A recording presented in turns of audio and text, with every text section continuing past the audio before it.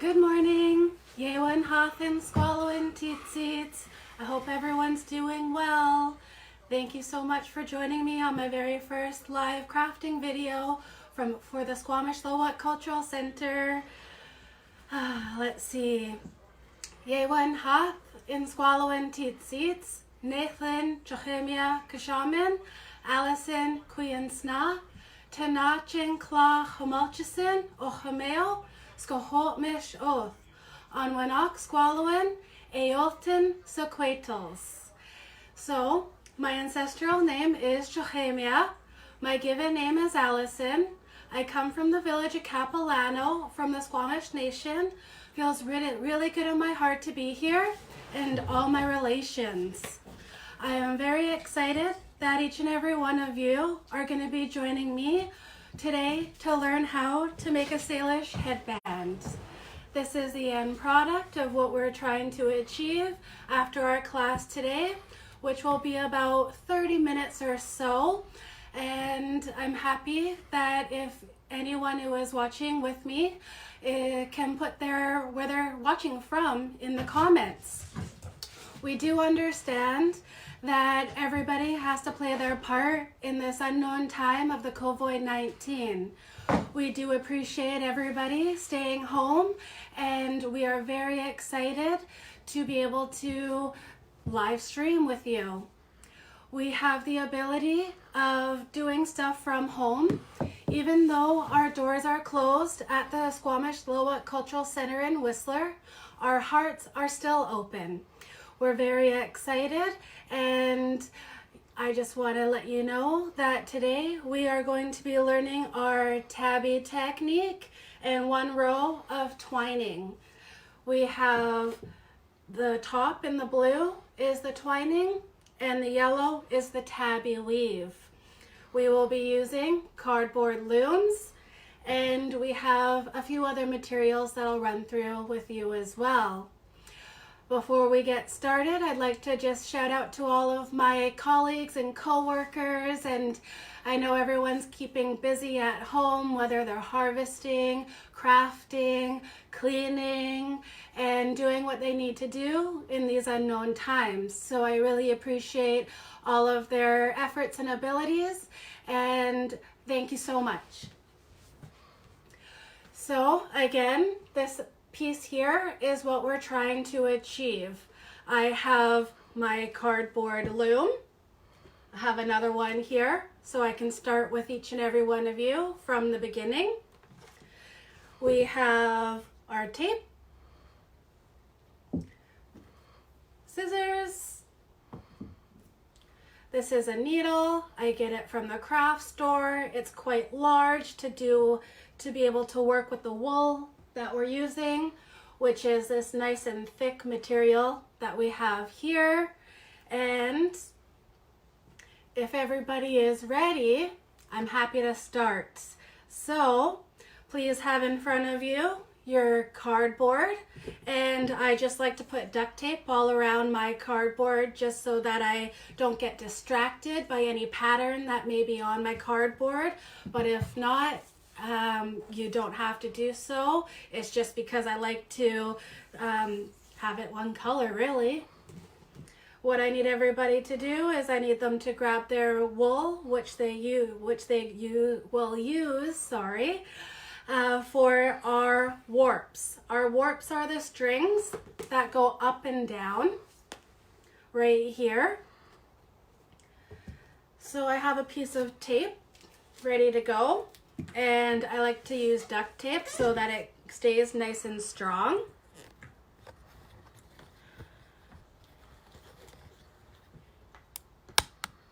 What I like to do is I put the tape right in the middle of the cardboard with one end of our string of our wool underneath.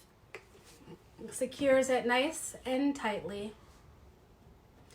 Following this, we're going to come up, come around to the front face of our loom, keeping it nice and straight, rotating it around to the back side, keeping it again nice and straight, Following our procedure of wrapping it around our cardboard, we come up to the front again.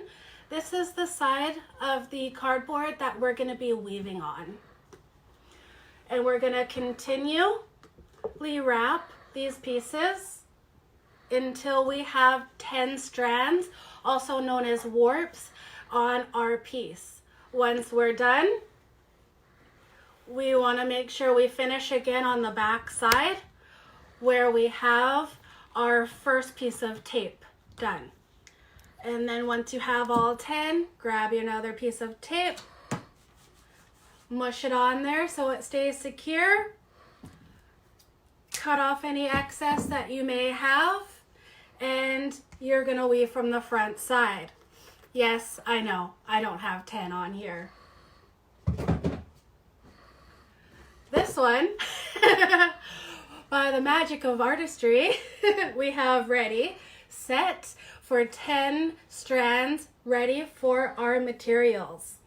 I'm also aware that you may not have these materials at home with you. And so if you still want to follow along and practice with different materials that are more commonly found in the household, paper. Paper is a great way to utilize and learn our techniques that we'll be showing you today. So for the ones who are following along with paper, I do ask that you have 7 strands cut out for your warps, as well as 7 strands cut out for your wefts. Wefts are the strands that come back and forth, weaving through our warps, creating our patterns. So for our paper weavers, what I'd like you to do is pick a color that you would like to utilize for your warps. I'm going to choose this beautiful blue color, and I'm going to place them down. And I like to leave a bit of a gap for when we get started. So these represent our warps, which are the same as these ones here, our base. And so while everybody is getting their paper ready and working towards the paper side of things, I'd like to go back to our wool weavers that have our cardboard loom and our wool set up and ready to go. I do have about 4 wingspans of wool in another color, quite different than our base color, so that it's easily distinguished between. It's easier for people to learn in that way, and it just gives it a good little pop. I also have 2 strands that are about 2 feet in length, and this is what we're going to be used for our twining, which will lock in our weave at the base of either side of our tabby weave. What we're going to do is we're going to make sure we have no knots because knots are not our friends. So we want to make sure that our wool is nice, no knots, and easily manipulated. If you're wondering about spacing of your warps, generally I like to think of another piece of wool in between each and every one of the warps, and this will give us a good distance of spacing our warps out. Something our paper weavers will not be doing is our twining technique, and this will just set our warps in place on our wool weavers. So paper weavers, hold tight. We take our small piece of wool, fold it in half, and if I angle it like this, is that a better view? Wonderful. So remember, if you're just tuning in now, if you are watching, please put in the comments where you're visiting from. I'd love to hear where everybody's watching from. And if you've ever been to the Cultural Centre, let me know. I would love to be aware of your involvement or your understanding. So thank you so much for doing so. So those of you who have folded our string in half for our twining, what we're gonna do is we're gonna anchor it either end and fold it in half. For my piece of cardboard here, it's roughly about the length where I could actually weave it so it fits around my entire head. But right now, I think I just want a headband that will be probably just before my ears. So using the string, it's actually a good way to measure how big you want your piece. So that's about my full head, but I only want my forehead. So that's a lot smaller of weave, which will take a little bit less time for those of you who are just starting. And that's why I chose to do our tabby technique today, is because that's the most beginning piece of weaving. And it really gets people started in a positive way. And here's my cat. He loves weaving. So we have our string. We have it anchored around our first warp. We have a front string and we have a back string. Generally, we work with our back string, and what we want to do is, because we have a string on either side of our first warp, we're going to take our back string, we're going to bring it behind our second warp, just like so, and bring it down. Now they've crisscrossed, so now this one is now our back string, and so we're going to take this one and we're going to bring it behind our third warp and push it down, and again crisscross, so now this one becomes our back warp, our back string, and we're going to take it and we're going to bring it behind our fourth warp. So we're going to continue this process all the way to the other end. So taking our back string, bringing it behind the next available warp and pushing it down. Next, crisscrossed, come around, bring it down. Next one comes around the next available warp and comes down. You can see how it's starting to create this pattern, this design. It's a beautiful design. It's a great way to lock in our headbands, our weavings, and this is one of the hardest techniques. So if you have followed along with me so far, you are amazing. Thank you.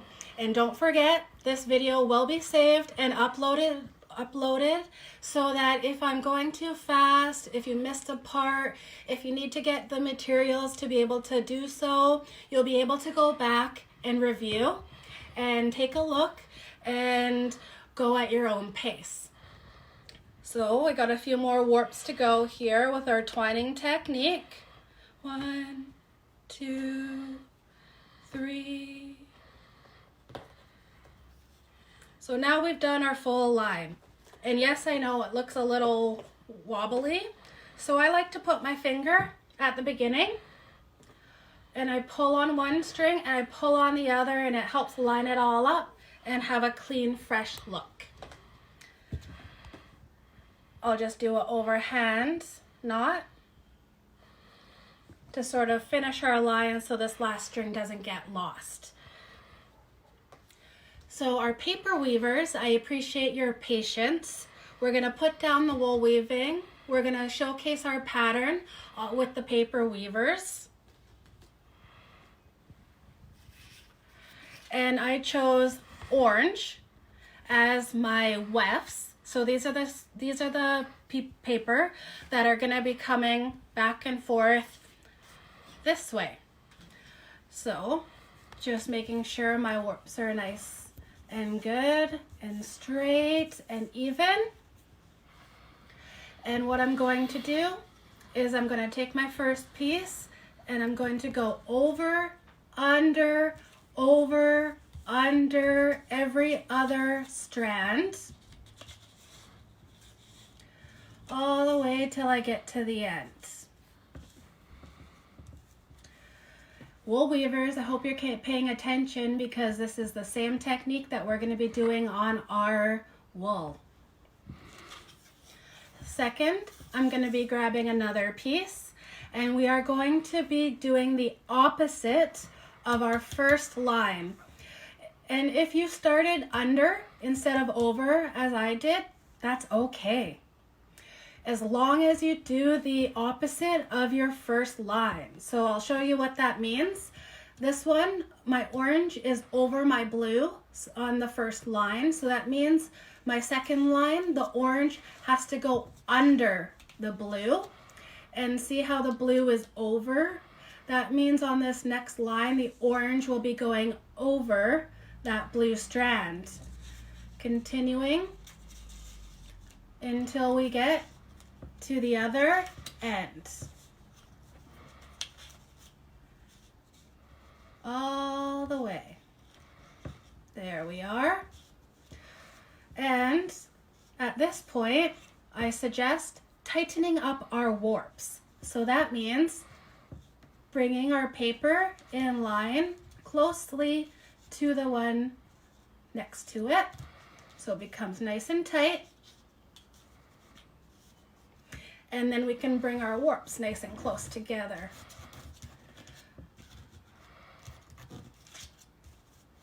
You can sort of see how this is coming together now. And if you understand this technique with the paper, you're more than welcome to carry on. I'm going to go back to our wool weavers for the time being, and we're going to start the same technique. So what I ask you to do is find an end. With this end, what we're going to do is just like with the papers, over and under, directly below our twining line that we have done.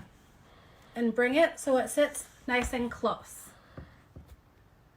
Hope everybody's following along. Again, if you do need to come back and rewatch the video, it will be uploaded afterwards. I do suggest leaving a bit of a tail, and that we will forget about for now. We'll come back to it afterwards. And we're going to be working with our long string.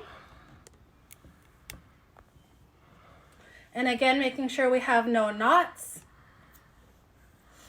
So I start on our long side of the string.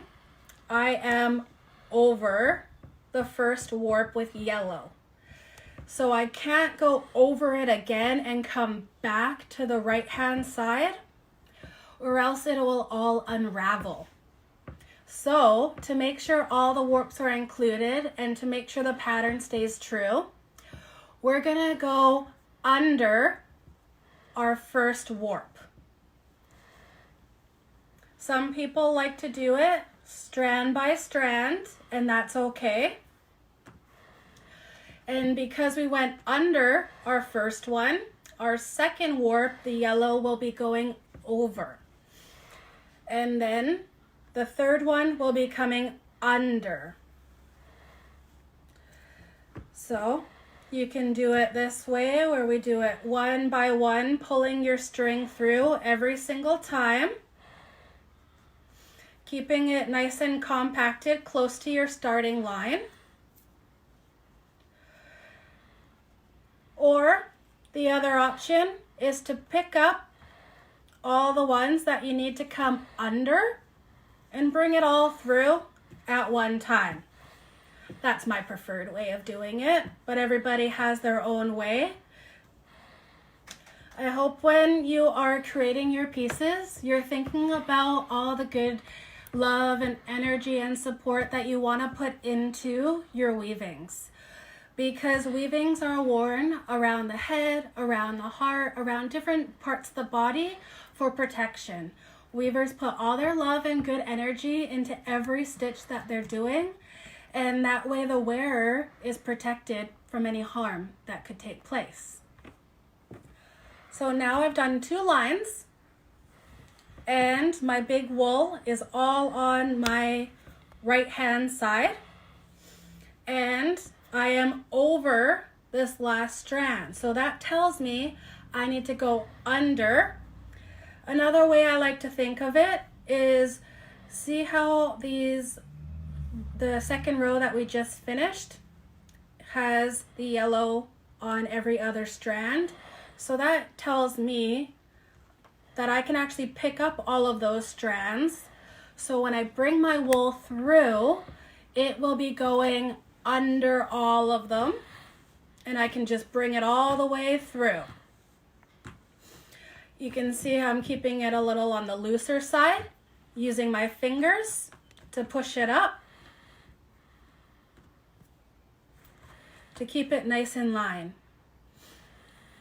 We're going to carry on. Now that I've brought all my wool to my left hand side here, I will be bringing it under and over and under and over all of my warps to create this tabby weave, and pulling my string all the way through, leaving it nice and loose, fingers, and there we go. Now, if you feel like you've caught on and you understand this weave, carry on, because you got some weaving to do. I'm going to go back to our paper weavers for a moment so everyone can see and follow along with that as well. There we are. So back to our paper weavers. We have it all nice and tight and in line. And we can carry on with our our wefts.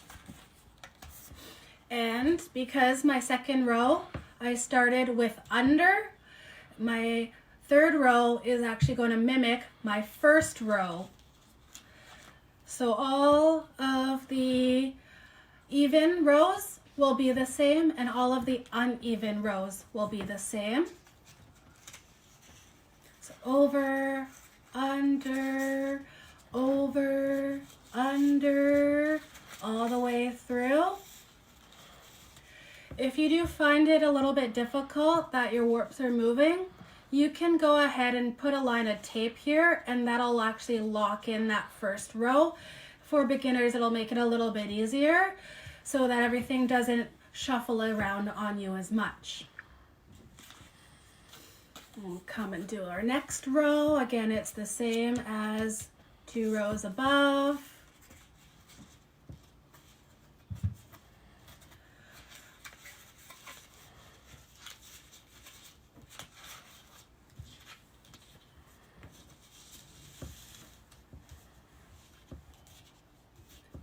Easiest when you work really closely to your body so you have more control.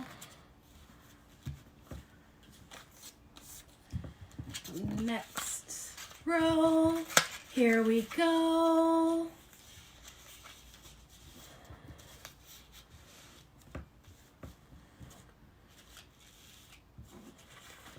If anybody has any suggestions or ideas about other activities they would like to learn from me or some of my colleagues, please leave me a comment down below.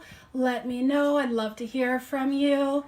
Even if this is helpful, if you like the activities that we're sharing, please let us know. Love to hear from you.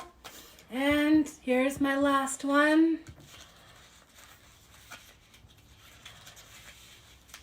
And there we go.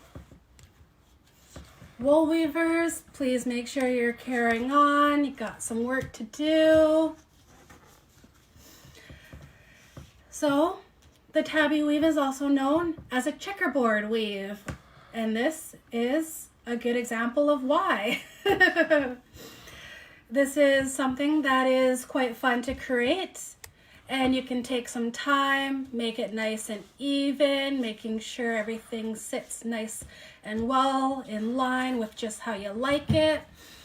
And if you wanted to keep these string papers for practice, more than welcome to do so. You can do it, undo it, and use these multiple times.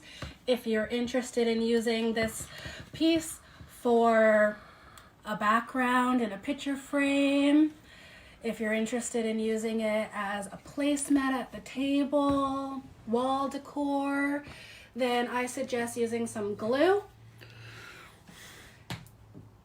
and gluing so that it all stays together. So you would glue it at the areas that it connects, give it some time to dry on all of these areas, and it will be nice, ready for you to be able to beautify. If you are a crafty person, you have a beautiful yard, maybe you want to go out and grab some flowers, dry them, place it on, get some images, place them on top, put in a nice picture frame. The possibilities are endless. So thank you so much for the paper weavers. If you wanted to post any of your completed projects in the comments, please do so. Wool weavers, you're probably almost finished by now. If not, I'll do a couple of more lines with you. So again, we're using our long end of our string. We're coming under and over and under and over all of our warps through the entire line, pulling it all the way through. Oh. Okay, good. You can also use a comb, like a pick, instead of your fingers to help bring the warps so that they sit nice and close to each other. And now that we've brought it from the right side, brought all of our wool to the left side, then we want to come back from our left side and bring it over again to our right side. Very repetitive when it comes to weaving. And again, good energies, good thoughts, good feelings going into each and every one of these weaves. So the wearer has all that good energy and love protecting them while they do so. You can see the pattern coming together here. And again, one side to the other. I personally like to work with my wool longer. Some people will actually ball up their wool like so they don't have as much string that they're dealing with. Another good thing is to wrap it around a small piece of cardboard, and that way you don't have as much to work with. So I can use this whole ball, hold it in my one hand, use my other hand, separate my warps,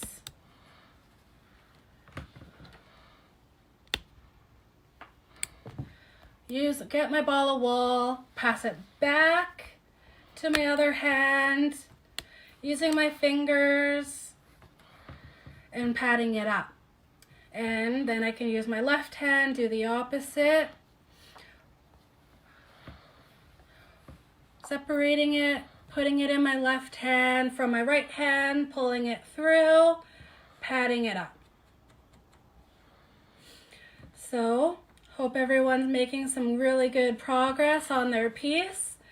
The same technique in smaller scales could be used for bookmarkers. It could be used for wrist bracelets. In larger scales, could be a belt. And it's an amazing thing to learn the basics of weavings, because after that, possibilities are endless. Weaving has been such a passion of mine. It is something I've done for about 11 years now. The Cultural Centre, the Squamish Lil'wat Cultural Centre in Whistler, actually brought in Chief Janice George and Buddy Joseph, thank you so much, to the Cultural Centre when it first opened in 2008. In 2008, they came in, they showed us how to warp up the looms and how to do some of these same techniques that we're learning today. And In my 11 years of weaving, it's been a wonderful experience being able to showcase it with our Indigenous youth ambassadors who come through our doors, where we run multiple programs throughout the years, as well as the guests that come through our buildings and my colleagues as well. Some of my favorite colleagues are amazing wool weavers and are better than me. So I'm really hoping that we can expand each and every one of your knowledge as well. Recently, the Squamish Lil'wat Cultural Centre worked with a grant, and myself and my colleague Travis were very honored to work one-on-one with Chief Janice George and Buddy Joseph from Squamish Nation, who revitalized Coast Salish wool weavings within our community, within our nation, for our people. And they really inspired me to carry on in such a positive way, where we were able to recently do a 3-month one-on-one practicum with them and having pieces created that are now on showcase at the Cultural Centre. And again, we do know our doors are closed, but our hearts are open, and we're very excited to share digitally with each and every one of you a little bit of what we do and love when we go to, can't even call it work, we just love it so much. So again, the weavers, please make sure that we are going and continuing on through all of these different comments that I'm sharing with you. One cool trick that I thought I'd show you is, see how we're keeping it nice and loose and we can see our warps through our wefts? If you wanted to scooch it up and bring it up really tight, then you actually won't even see any of the warps. And everyone has different tensions, everyone has different experiences with weavings. So if yours doesn't look like mine, that's okay, because your personal flair and your personal love and energy is going into this piece, and that's what matters. And as long as you're happy with your outcome, then we're happy with what you've created. And please remember to post a comment with a picture of what you're working on. I'd love to see it. Once we get all the way to the other end, we're gonna do our twining technique again. So for those of you who need a reminder, and for those of you who are ready, we can then do our twining on the other side here. So go ahead, take your separate piece of wool, fold it in half, and anchor it around our first warp here. Folding it nice and closely in half. If you do have a bunch of wool by the time you're done your piece, roughly about this length here, go ahead and just snip it off, leaving yourself a tail just like at the beginning. We're gonna take our piece, again, front string, back string. Back string is gonna come around our next warp just behind it. Now this one becomes our back string and it comes behind our third warp, pushing it down, picking up the back one, behind the fourth one, all the way to the other end. Always grabbing the back string, bring it around and behind the next warp. Crisscross applesauce. Just kidding.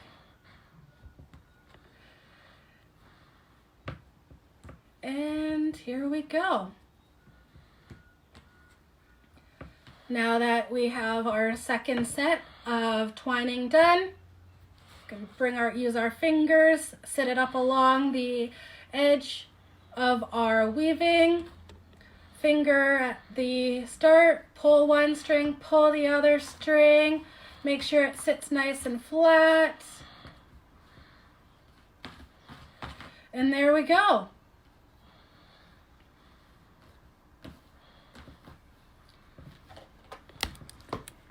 very small headband here. Just kidding. I know you guys have a lot more work than I have on mine. So you guys are amazing. So we have all these strings hanging out here. And that's where our needle comes into place. So our needle will be used to tuck in our edges. You have an option with your twining, the blue strings that I have on mine, to leave them dangling like I decided on this one here.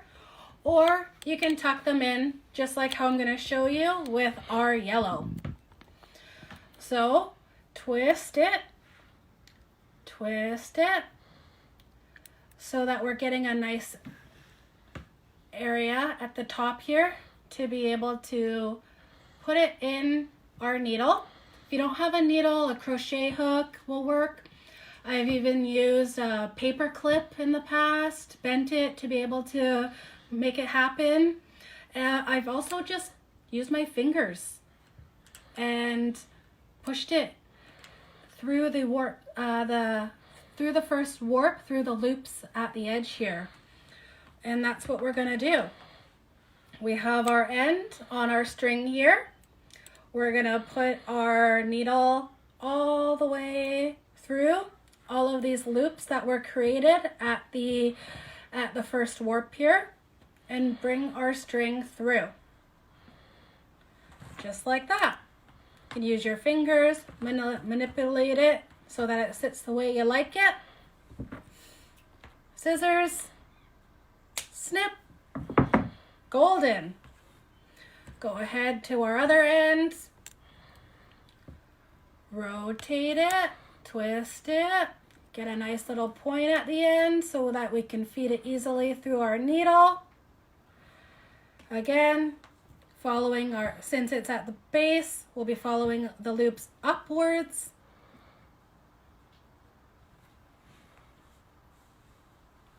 There we go.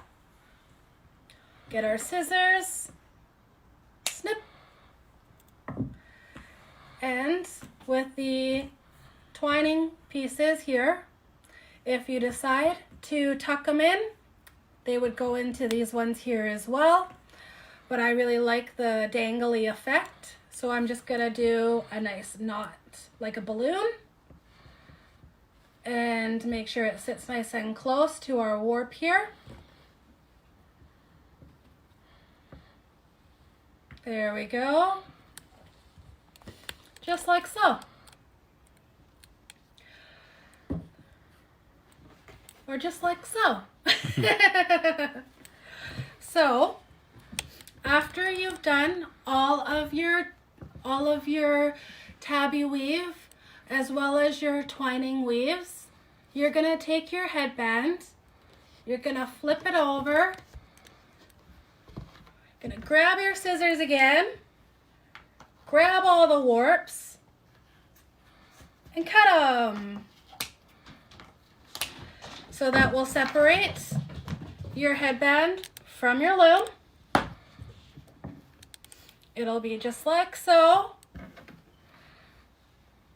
Place it around your forehead using the back strings. Tie it, hold it in place. Ta-da! Just kidding. And there we go. So that's how you create a tabby woven Salish headband. And I'm very excited that each and every one of you have tuned in to our Squamish Lil'wat Cultural Centre live video. And I hope you were able to learn something. Thanks again for posting any comments, suggestions, letting us know where you're from, outcomes of what you created. And please join me again next week where I'll be doing this with a dream catcher. So thank you so much. Love to each and every one of you. And stay healthy. Wash your hands.